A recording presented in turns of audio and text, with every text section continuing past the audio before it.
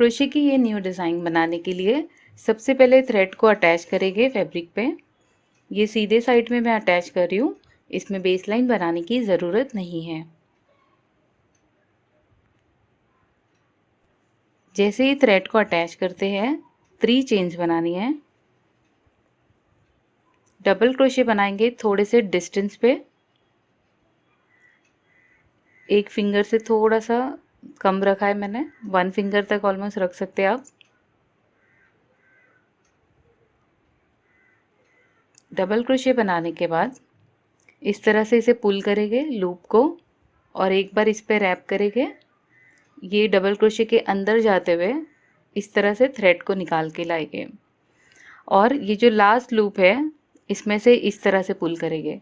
तो ऐसा 8 टाइम्स करना है, मैंने 1 टाइम इस तरह से किया है।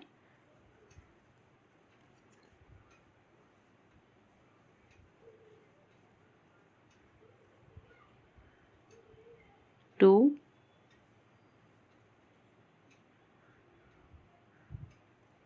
3,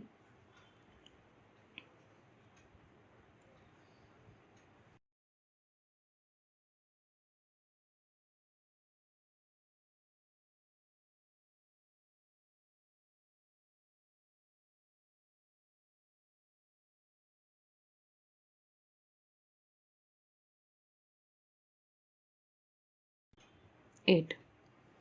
इस तरह से मैंने 8 टाइम इस पे लूप इस तरह से पुल करते हुए निकाले हैं।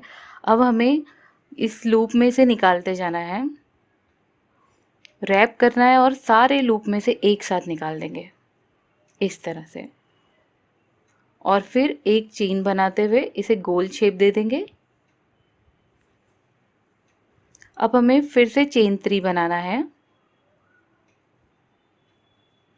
और जिस तरह से यहाँ पर डिस्टेंस रखा था यहाँ पर भी सेम डिस्टेंस रखते हुए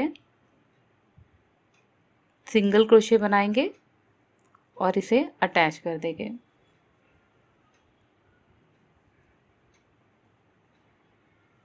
थ्री सिंगल क्रोशे बना रही हूँ मैं।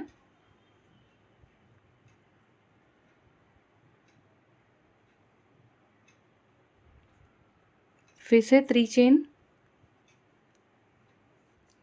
थोड़े से डिस्टेंस पे सेम डिस्टेंस मेंटेन करते हुए डबल क्रोशे बनाएंगे।